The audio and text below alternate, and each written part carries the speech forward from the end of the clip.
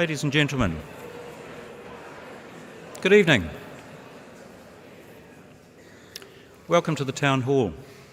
I'd like to start this evening with a karakia, which is the preference for Te Kāhui Whaihanga New Zealand Institute of Architects in the commencement of any gathering. Whakataka tiha ki te uru, whakataka tiha ki te tonga. Kia makina kina ki uta, kia mataratara ki tai, ihi ake ane te atakura. Hi tio, hi huka, hi hauhu, tihe moriora.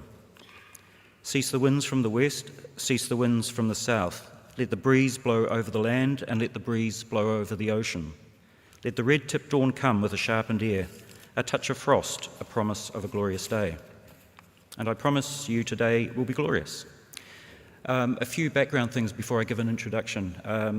Good evening. I am Mark Abbott, the Interim Chief Executive of Te Kāhui Whaihanga New Zealand Institute of Architects, and welcome. I'd like to thank Resene as being a major sponsor for the Sir Ian Athfield Memorial Lecture Series. I'd also like to acknowledge the significant sponsorship of ECC Lighting. ECC have been a major participant in this year's Aotearoa Festival of Architecture, which we've run across the Motu. So very happy to have both of those parties on board. In terms of housekeeping, health and safety wise, in the unlikely event of an emergency, please calmly move towards your nearest emergency exit. They are emblazoned in green neon. And follow the instructions of the crew. They know what to do. Bathrooms are out in the foyer, and please, if you could ensure that your phones are switched off or at least are on silent. During the course of the presentation, you're welcome to submit questions. And at the end of the session, Branch Chair Peter Townsend will meet with Sebastián on stage here for an intimate fireside chat without the fire, which is just as well.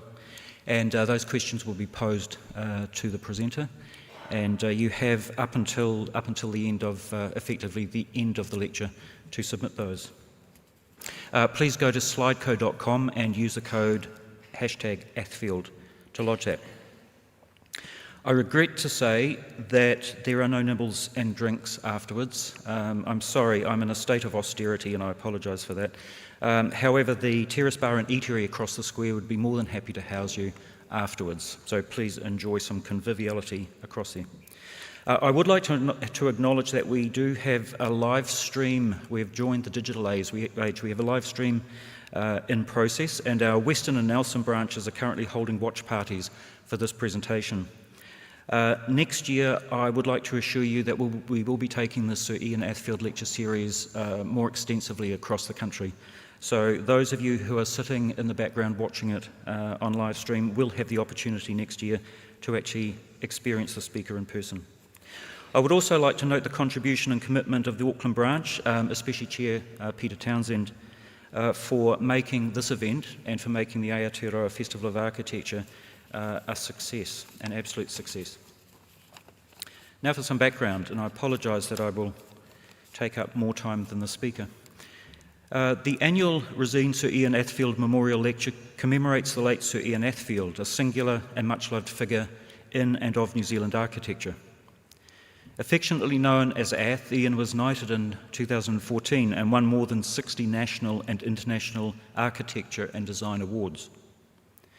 I'm told that Ath was talented, insightful, opinionated, provocative and sometimes outrageous, and his architecture both stimulating and challenging. And he was known for his contagious enthusiasm, devotion to architecture and unswerving belief in its possibilities. During his career, Ath designed many significant buildings, none more so than in his own home in Te Whanganui Atara, Wellington, which apparently enraged the neighbours, perplexed the council and inspired the city for decades. And what's wrong with perplexing a council, you might ask? In 2004, Te Kāhui Whaihanga awarded Ath one of its highest acknowledgements, the Gold Medal. It was presented for career achievements and noting at the time, what defines Athfield above all is his contagious enthusiasm his devotion to architecture, and his unswerving belief in its possibilities, believing architecture to be a civilizing force. He has demonstrated a strong commitment to architecture's public realm, the streets we live in, the urban centres we inhabit, the countryside we love and so often abuse. In keeping with his spirit and legacy, each year the lecture is given by an individual who is challenging orthodoxy and business as usual or status quo approach to practice and to life. This year's Sir Ian Athfield lecture series, proudly sponsored by Resene, is presented by Sebastián Irarrázaval. Following his architecture studies in Chile and London, Sebastián established his practice in Santiago in 1993.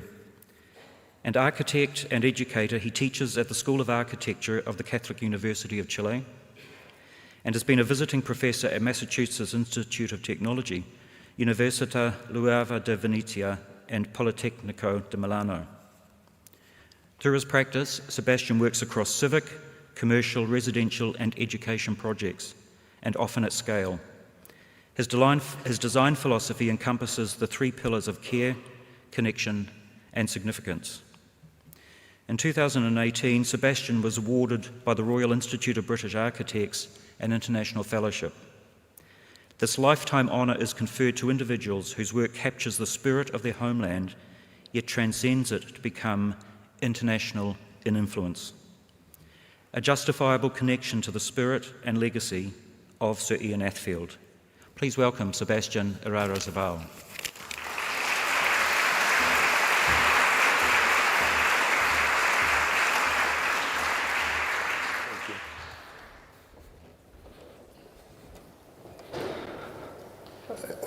Kia ora. This is fine. Yeah, kia ora. Good evening. Thanks, Mark, for this kind presentation.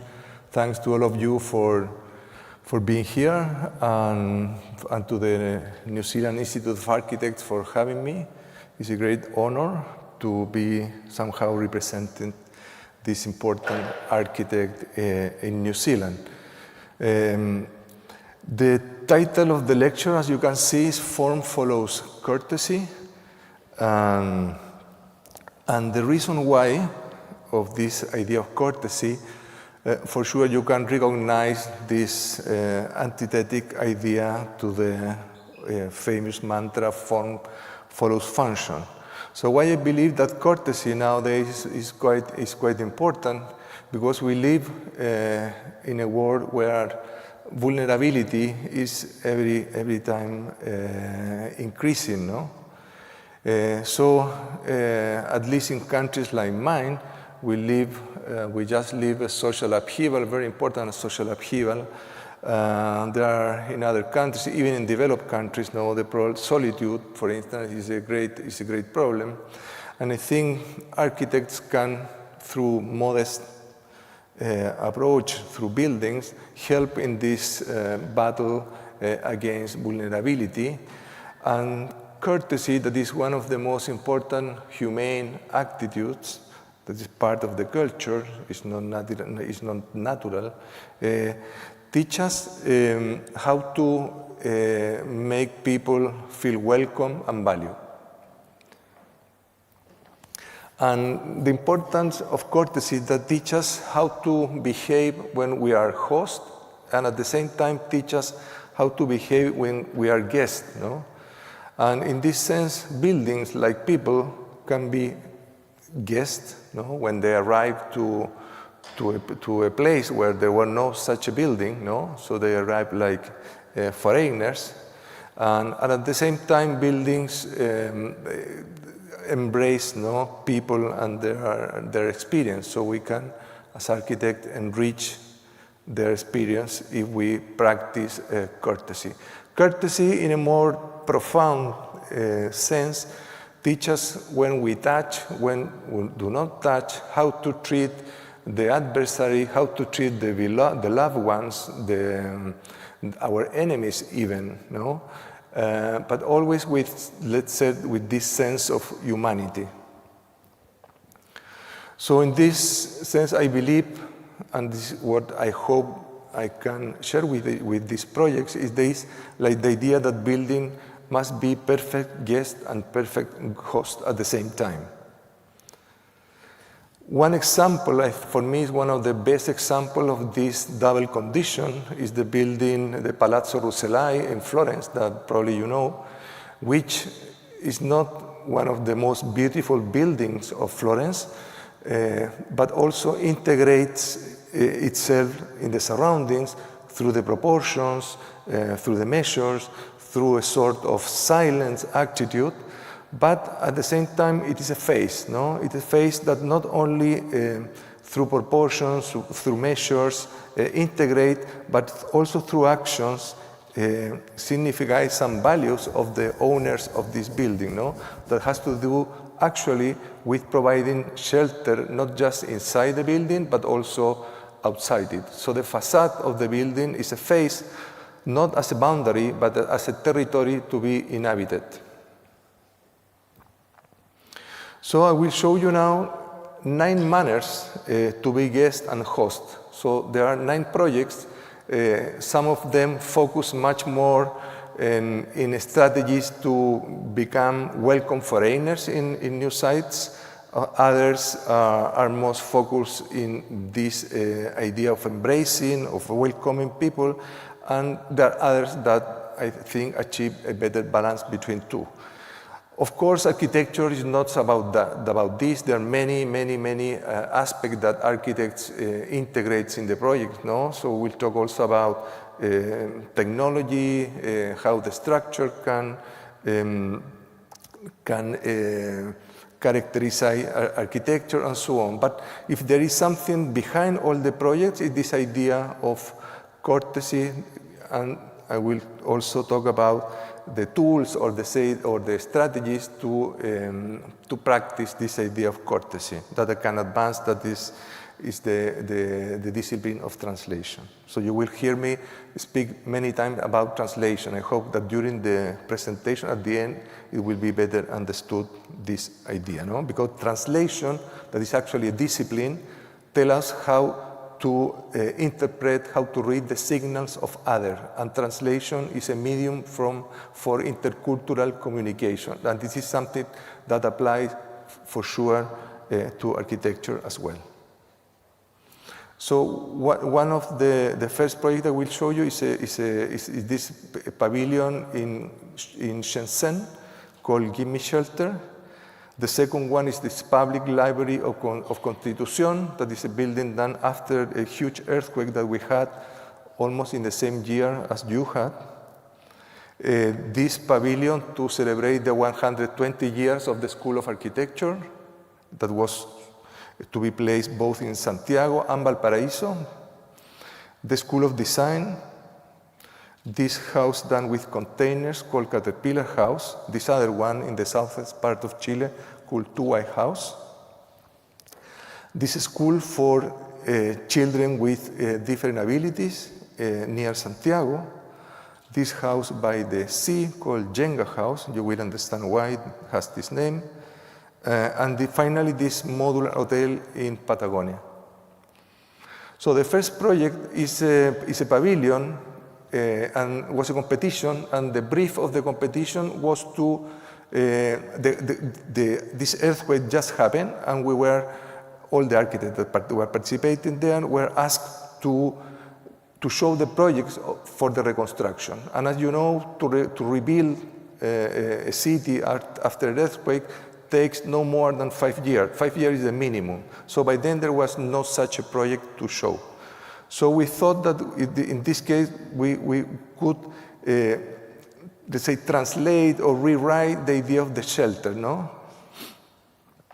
And if we go to Google and we put the word emergency, shelter, etc., we will find these objects, no? That are mattresses, water tanks, traffic cones, and emergency lamps. That all has to do with the idea of the security, and the other has to do with the idea of relief. No? The mattress is the relief of tiredness, and water for sure the relief of thirst.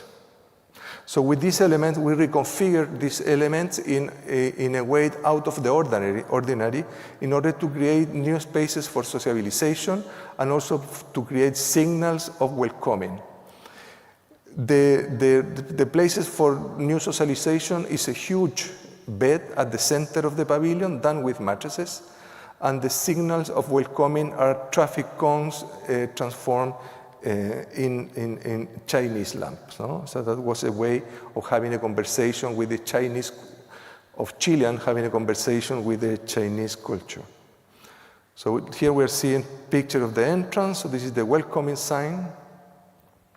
The huge mattress, because in these shelters, we wanted to emphasize the idea of the shelter as a new beginning, no? Not as a negative emotion, not just the trauma that for sure exists, but also the opportunity for a new beginning, for new socialization. That is what happened actually in the shelters. No? At the same time, in the context of a biennale, relief is always welcome, no? Because biennales tend to be very tiring as well. So here we see a video that shows better all the experience that users have when go there.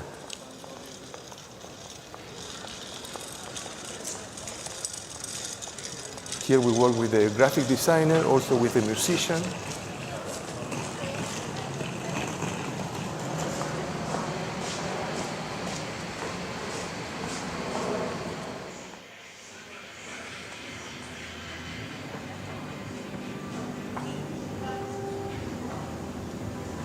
We were not able to show finished project, but projects that were just only in the design stage by then. So those projects could be seen in those screens.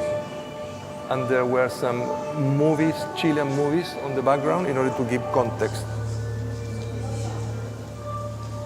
All the things that can be seen, even in these movies, are related with the idea that whether there is a catastrophe, the first solution happens with things that are at hand.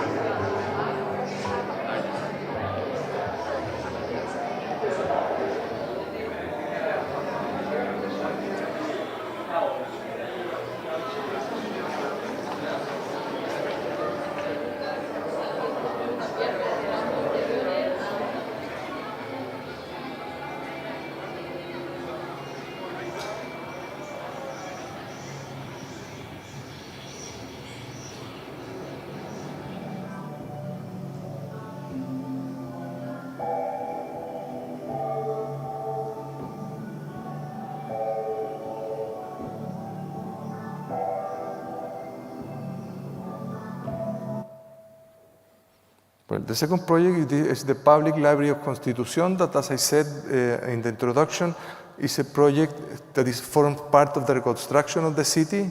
That actually was one of those projects that take more than 5 years. And it's part of a huge master plan led by Elemental, and they invited me to do the library that is in front of the square. So the earthquake that was huge not also destroyed the houses, but also flooded the city because it was it was with the tsunami as well. So this is the situation how it was, no? So destroyed totally everything.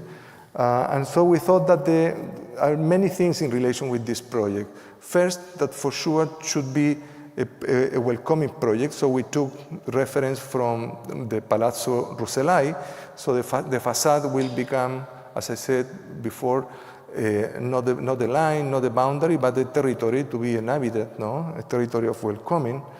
On the other hand, the city decided to rebuild everything with timber because this is the area where all the timber is produced in Chile, most of the timber. But for us it was very important to take in consideration the idea that construction in timber needs to be, it's not like concrete, it's not like steel, so it needs protection, needs to be care. And varnish and paintings are not, they're not enough. So for us it was very important that the form itself help for the preservation of the building. So that's why I'm sharing with you this idea of the pagoda. No? That's the origin of the pagoda. That's why it has many roofs in order to protect, self-protect. No? The other aspect that was also important was the idea that everything needed to be understood, that the destruction needed to be understood. And why is that? Because I believe, not just me, but this is an idea of Aristotle's, no? That in the process of beauty, let's say in the aesthetic phenomenon, the understanding is significant, no? And it was important that the building was, let's say, understood. So like in this cathedral, that one can understood how the loads go from the roof to the ground, no? So everything is understandable there. And the other consideration in terms of creating, of becoming good guests there, was to build with the technologies that were there, not just imposing new technologies, but trying to find a balance between industrialized timber and crafted timber. And also we refer or we translated this way of drying wood in order to create an atmospheric condition in the library. So this is the kind of quality that the workers can do there. No? It's like an organ, not as beautiful as this one. And in terms of the configuration of the section and the plan was important two things. To acknowledge that the main remainings were the trees, because everything was destroyed, and that there was a flood. So there was the remembering of this tsunami. So in terms of the section, everything is settled 1.6 meters over the ground level, no? And the facade, like in Rucellai Palazzo, is a face, no? It's a face that communicates, that welcome, that create these micro shelters in the facade where when the passerbys can see the new arrivals there and also enter to the building. In terms of the section, it's quite important that the roof has a huge perimeter, so it's the result of 3 naves. And why is that? Because it allows the light to come from everywhere in order to create an homogeneous space in terms of light. So therefore, readers do not get tired, because when you get different amount of light, the muscle of the eye works a lot and gets tired. So that was very important also to create the better conditions for reading in terms of light, also in terms of acoustic, and also in more, let's say, unconscious way, being up 1.60 meters over ground level. And in relation with the idea of self-preservation, as you can see, the roof overpass the border here, so the rain never gets directly into the timber parts. And since this is just one single space, furniture plays an important role creating micro spaces inside, as you will see later in the pictures. So here you can see then or understand how the loads are solved, how the horizontal movement are resolved by this triangulation of the timber. No?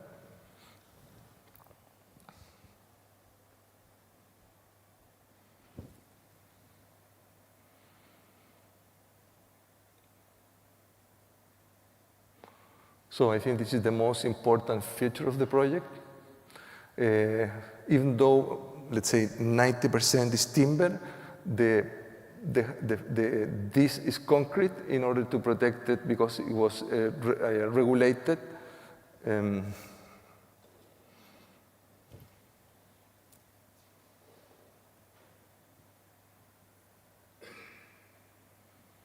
So there are two ways of entering to the main level of the project, through this ramp and also through this staircase. It's a sort of micro auditorium here for storytelling for the children. So as I said before, everything is reinforcing, oriented toward the square that is here. So every nave points toward the square and change the altitude, no, when it gets closer to the glass cases.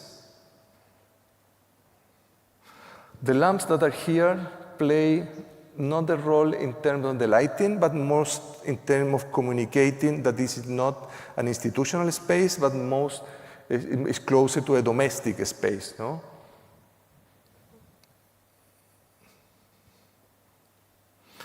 Bien, this third one, the third project is a pavilion that, as I said before, was committed to celebrate the 120 years of foundation of the school. So, on the one hand, I asked myself what is the ideal project to celebrate something, and for sure it's a monumentum. No? Monumentum are celebratory buildings. No? But on the other hand, this project needed to be placed later elsewhere. So therefore, on the one hand, it's a monument, but on the other hand, it's let's say, a nomad building. No? It's fragile. So what I invented was to translate the flexibility or the mobility of the sea chair, make it bigger, so it's 5 meters high, so it's a big chair of 5 meters high that can be transfolded, storage folded, and transported later by 3 people.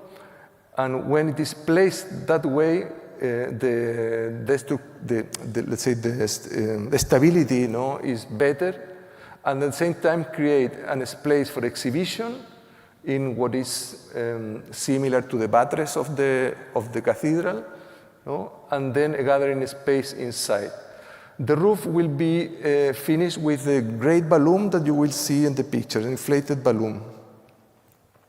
So these are plans that shows the project placed in the campus where I teach, and this in a building in ruins in Valparaíso. Valparaíso is the city port of Chile, quite similar to Wellington. So we will start seeing pictures here first in the school.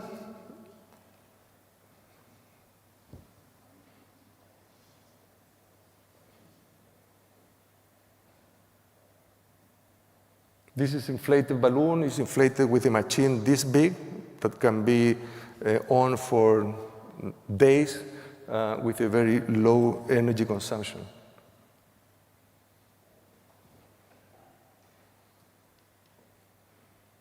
And now we're seeing picture of the project in Valparaíso that I think work much better. You will see why.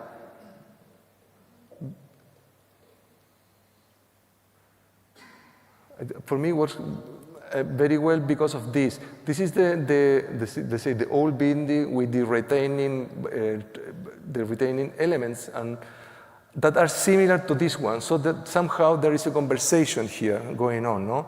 This can be seen. This was a surprise because I didn't know where the project was going to be placed. No? But at the end, what happened is that there is a kind of rewriting of these structures, no? In timber, here in steel, here in timber. So there is a clear conversation between, let's say, the medium of the input, let's say, and the medium of arrival.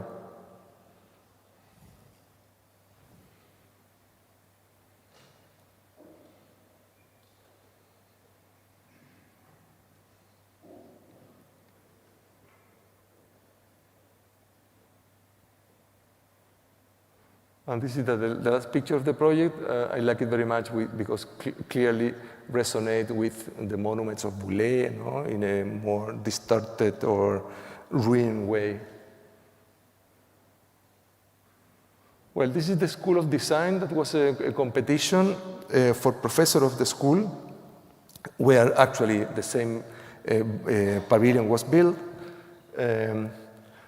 And the question here, the first question is how to put something that have a dialogue with the existing Hacienda house without doing a new Hacienda house that looks like an Hacienda house but done in steel or other materials.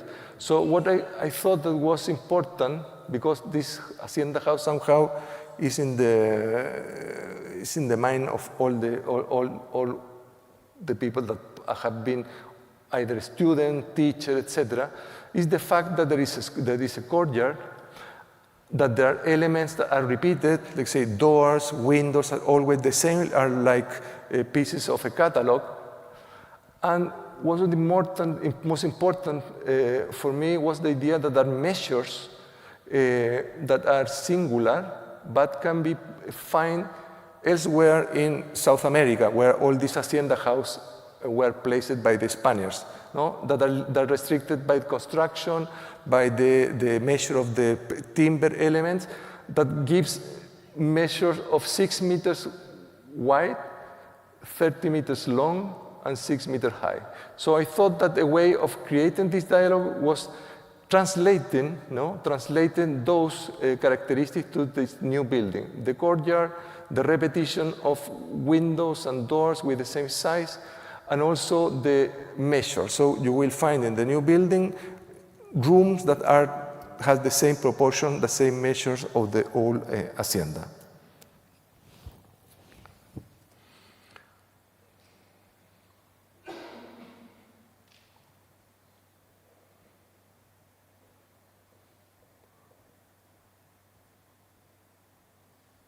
The materiality reinforces the difference between the interior and the exterior, so that's why curtain steel is in the exterior and timber in the interior. And there is a podium that somehow connects also the project with the rest of the new construction on the side, no? That all of them has these concrete podiums, or either podiums or pavement. So this is the courtyard, no? With this elevated square that is over one of the rooms that has the 6 by 6 meter by 30 meters long that you will see here.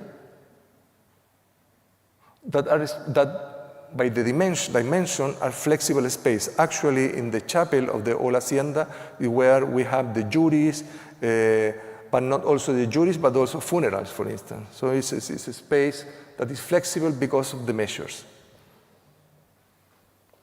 Here we see a video that shows more or less how it works.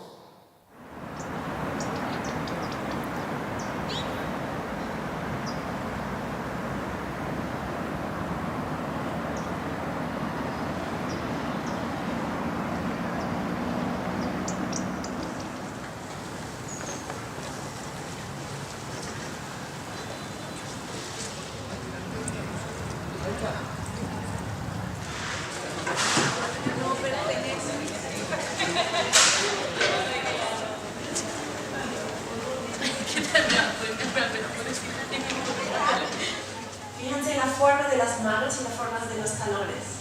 ¿Ya? Está así.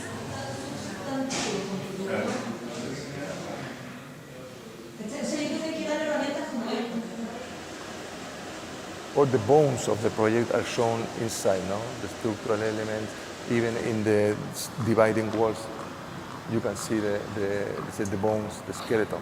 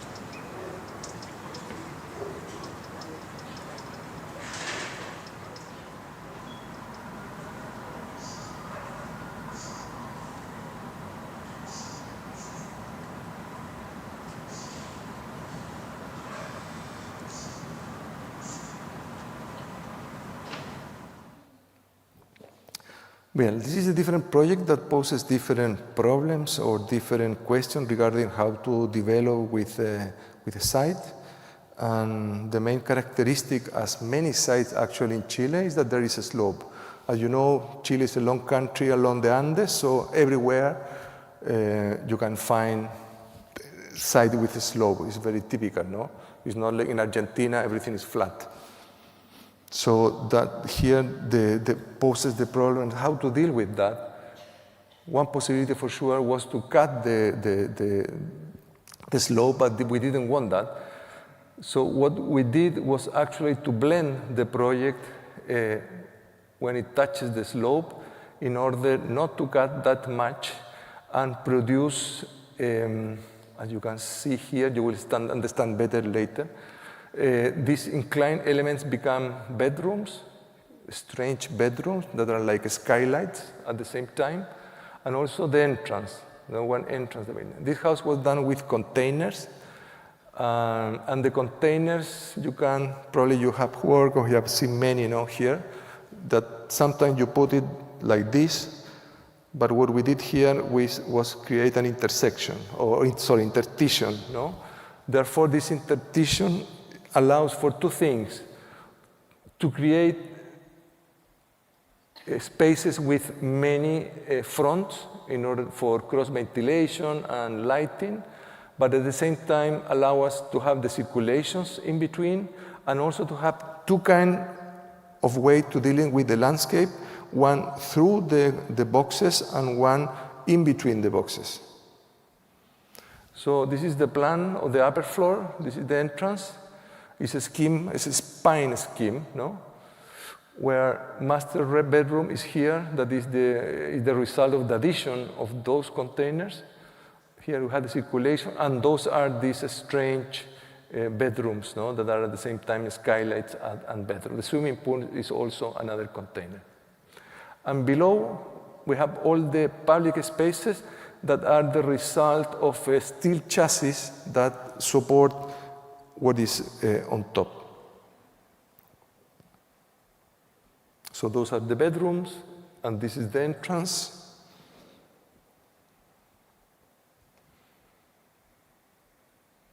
I built myself this house when in a time they didn't have that much to do, so I actually thought what to do in order not to get bankrupt.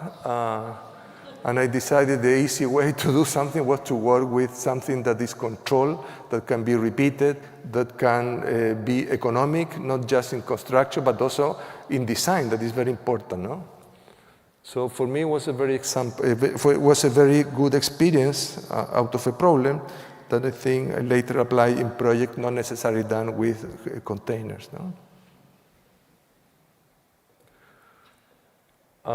So this is the kind of experience that you get inside, where the landscape is framed in two ways, no? In the interstitial space and also in this kind of camera spaces. No?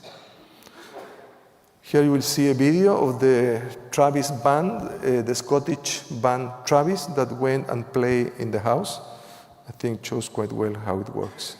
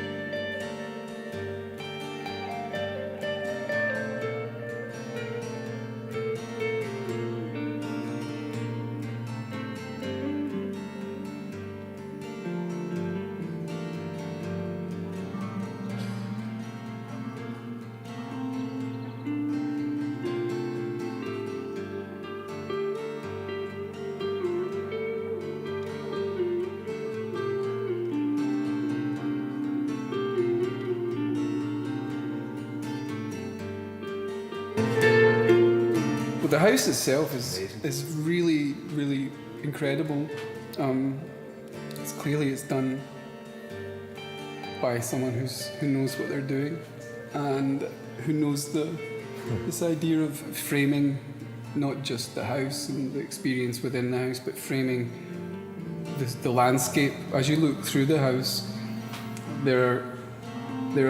every wall is a painting, a landscape painting. So you're looking out at landscape, but it's alive. It's a real moving painting. And then within the house, the man's art collection is possibly the most mind-blowing art collection I've ever seen in my life, and I've seen a lot.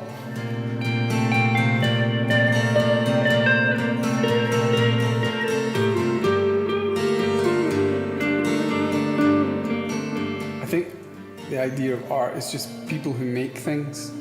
I don't think of art as being painting, poetry, literature, music. It's just one thing. And mostly people who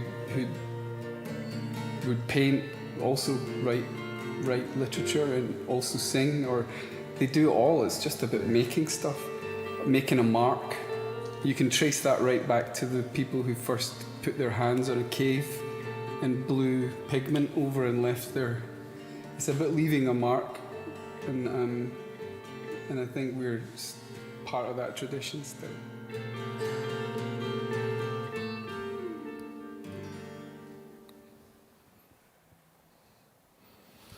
Well, the other project is called Two-Way House, and the name comes from the fact that the plan itself is a diagram composed of two epsilon letters. I will explain why.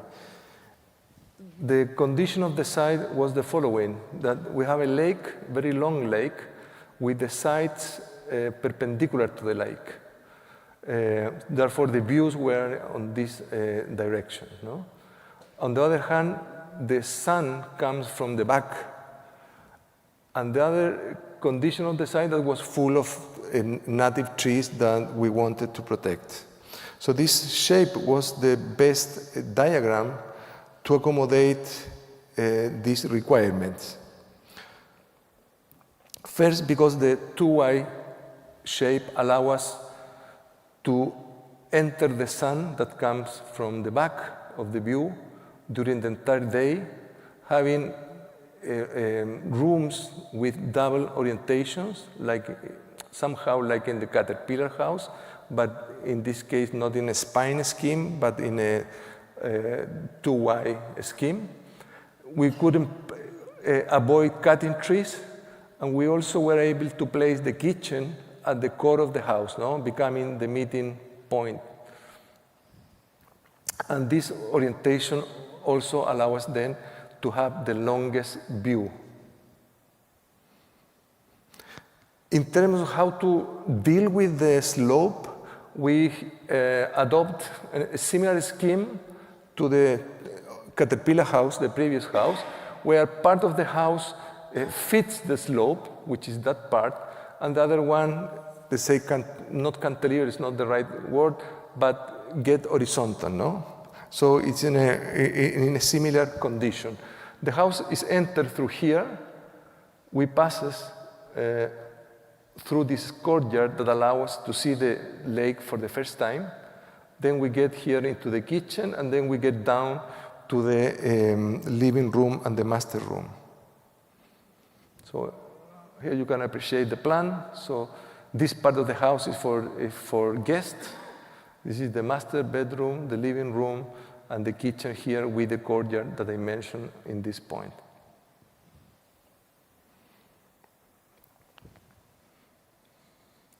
So the house is a kind of snake that is with two heads in between the trees. And this story is quite interesting and speaks about the relationship or the good conversation with engineers. We had a problem that we thought that in order to do the house more cheap, we thought to make it in steel, but actually it was much more expensive. So we had to rethink the house. We didn't have that much time because the client wanted to start quite soon, as always. So we sent the plans to the engineer, and the engineer sent us back this structural elevation with timber that were amazing. We will never think of doing the house like this. So it was so out of the ordinary. But on the other hand, is the natural way of building a balloon frame, no? So I asked the collaborators to do a model just of the structure, and this appeared. That was fantastic because at the same time, the boundaries of the house were not just totally transparent, but a kind of filter that could enter shadows into the house, so the house could change during the day in the same way that space was changed outside with the trees and the leaves. So we took the decision to cover only the necessary parts of the house, and the rest to keep it like that, placing a glass in front of the timber, so therefore it becomes a sort of curtain wall with timber. And this is the result. It was designed by the engineer, actually, was the facade, not us. Of course, what remained where we used to have let's say, the doors, etc. So it's like the phantom of the previous work.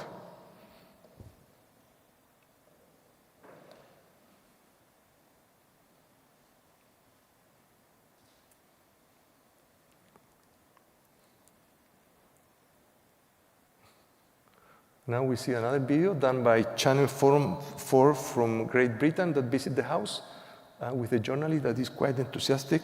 So maybe sometimes too much, but I think explain the house quite well.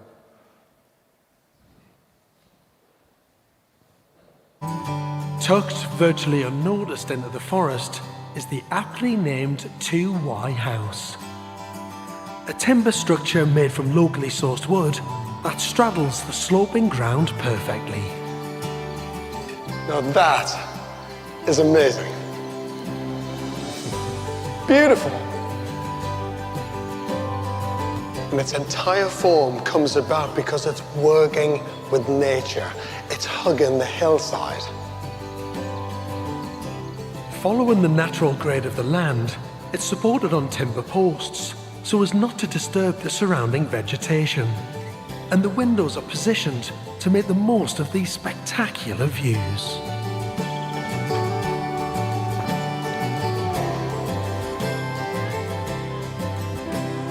Oh, wow. But look at that. And it's such a dynamic piece of architecture because from this position, everything starts to cascade down the hillside to the lake and the view.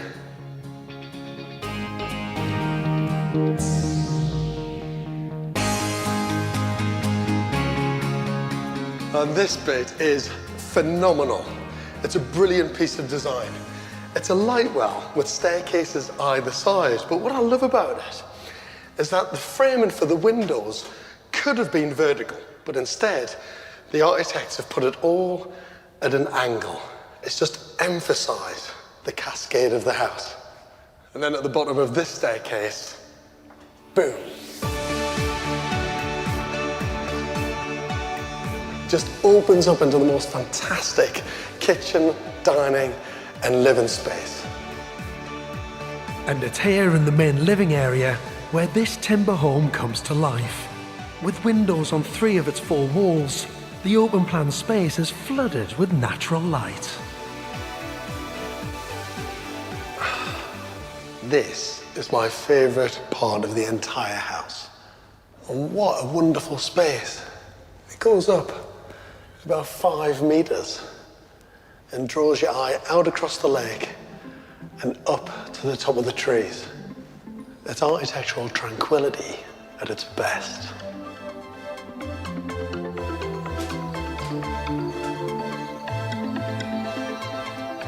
It's actually breathtaking. The architecture is so good, it actually makes the natural environment better and more beautiful. And I'll tell you what, it's very rare I say that. It's that good. You see.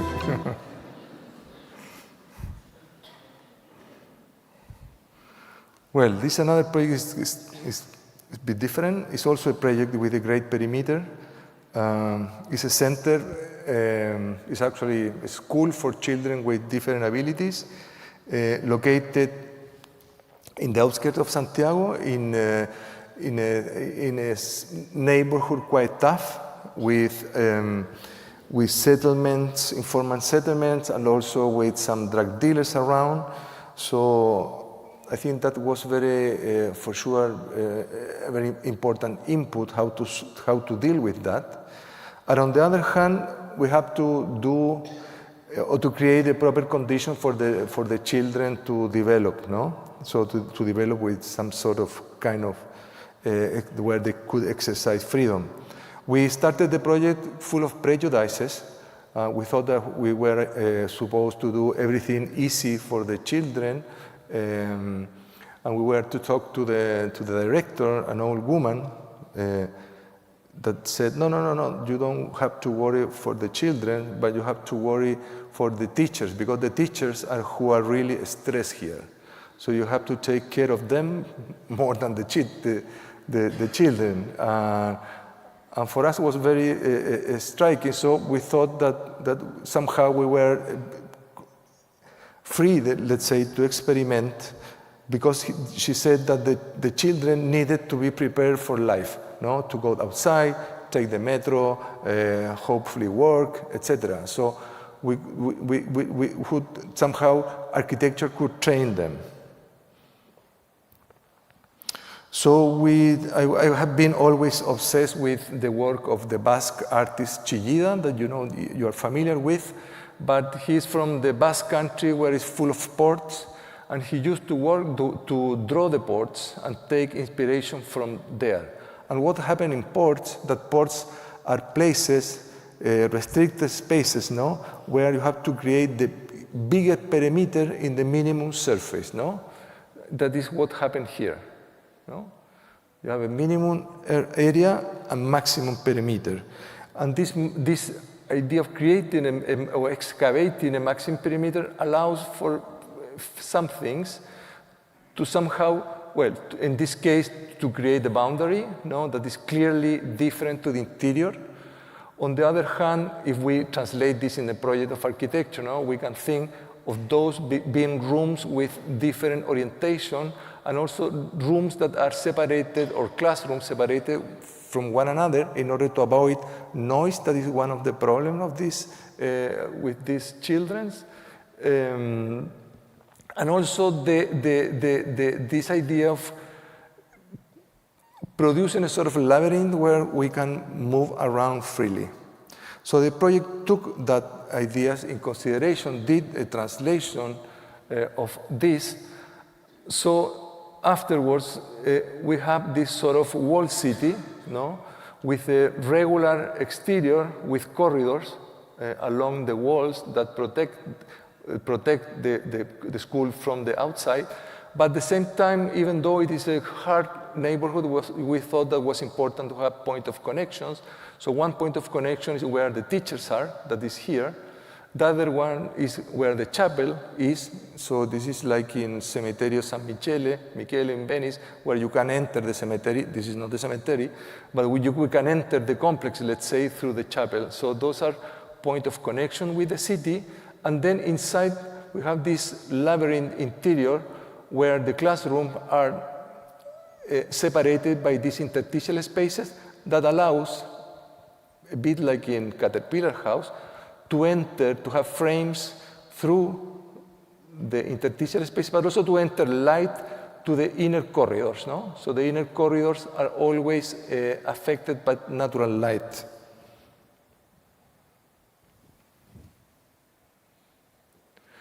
So we arrived finally at this geometry that shows what I was mentioning, the contacting points with the city, no? These three, actually the sport facility is another one, and shows how this is organized. It is organized around these groups of classrooms that moves further closer to the swimming pool, the climatized swimming pool to treat children. So the children with more disabilities, let's say, are here, connected to the bands and connected to the swimming pool. So that's organized, basically the plan going from the area of the teachers, that is a kind of oasis, towards the sport facilities and the swimming pool. We painted, as you can say, totally white, the project, because we thought that there was a lot of complexity already out of the light, the shadows, so it was not necessary to put, as usual, colors, that are supposed to be one of the strategies to treat spaces for children. We thought that the complexity was already there, so it was not necessary. It looks much complex than it is, but every piece is the same, but repeated like this, no? And sometimes we added these walls that are separated from the structure. So inside looks much complex than it is, and the corridor goes along in a very clear manner, no? There is a clear manner to move inside, and then you have this labyrinthic way inside.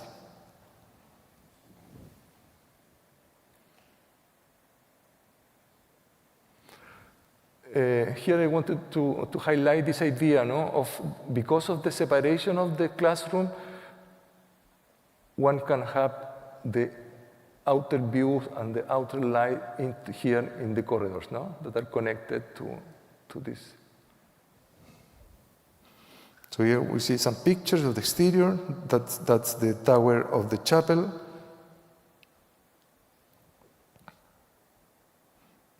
It's a pity not having children here because the pictures were taken through the COVID, and afterward I wanted to go and take pictures, but it's hard because the children get so stressed, and the director is very strict. So at the moment, I have to go hidden or somehow.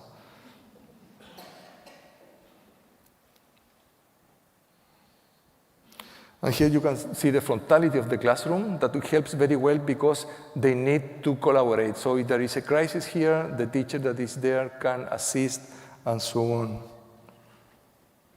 Bien, this is a house in a protected zone in Chile, in a very nice place, beside this, this path done by Teresa Moller, who is a very good landscape designer. And the house is located in a site beside this, that project that goes along the coast, but also has this protected zone. So we wanted the house not to touch that much, so we decided to put the house in 4 pillars, as you can see, and placed it randomly in order not to understand very well what supports what, so to create a sort of unstable situation. And then we have beams on top and below. And the other thing that I thought was very important is that everything, the measure of everything is 1.2 meters. And it creates, like in the Jenga, a coherence, regardless of where you put the pieces, etc. Let's say the coherence or the integration is granted. So everything has this measure, even places for the toilets, etc. 1.20 meters is the minimum where you can place a toilet, a closet, etc., as you will see now. So this is the structure. It's a cyclopean structure. And so you will see later that there are subdivisions elements that also have this measure, 1.20, where the toilets are placed in order to become the walls that separate the bedrooms, that are done with timber. So those can be later taken, modified, etc. The other characteristic of the house that the bones are always visible. So this is like a grid, it's like a ruin where you can see all the bones always. I don't have many pictures. I have some pictures from drone because it was finished recently. So as you see, all the structure is always visible. Everything has the same measure, 1.20 meters, those. The structural pillars, that's the scale of the elements. The house you enter the house through this bridge and then go under that staircase that is there.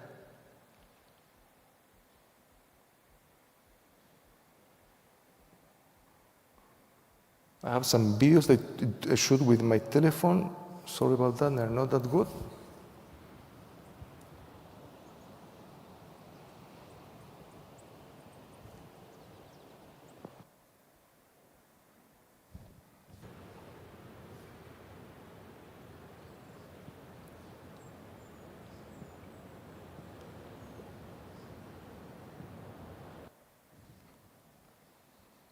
And this is inside, where we are seeing the bathroom there. In front of every volume, there are a courtyard in the front of the toilets.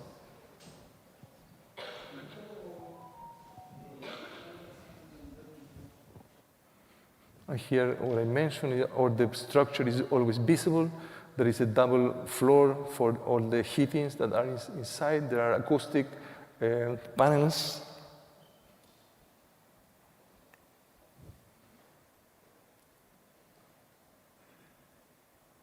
Well, and this is the last project. It's a hotel in Patagonia. It's a hotel that has the characteristic of being placed in a remote site where construction is quite difficult. So we thought to build it partly modular. And the other characteristic of the site is that there are no such architectonic reference to deal or to have a dialogue with, except those rodeo that are called in Chile medialunas, that are very interesting because they they solve the structural problem with very tiny elements. So they are, let's say, the resistance is achieved through form and not through material. So taking that in consideration, we propose a project that is placed in this point, that is a circular that frames part of the territory without touching it. And as it's like in this rodeo, it's a structure that is infilled with modules that are the bedrooms. No? Those are modules that are bedrooms. No? The crane is placed on the center, the trucks come here, and the modules are taken to every part. So where there are no modules, we have the common areas. No? Like here, that is the entrance, the swimming pool that is over there. So it's a very simple project that has some consideration in relation with the idea of self-preservation. We said that in order to do a project that lasts in timber, we need shoes and a hat. So the shoes are those that are concrete elements, so that the timber never gets close to the humidity of the ground. And later we have this roof then that protects the rest of the house, the hotel. And those are the bedrooms that are done with CLT.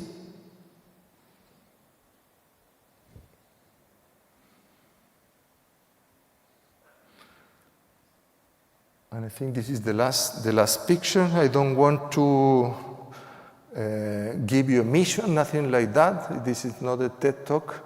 Just wanted to share my approach to architecture, that is some sort of conclusion after working for 30 years, and find that there are some, let's say, there is a north that is behind,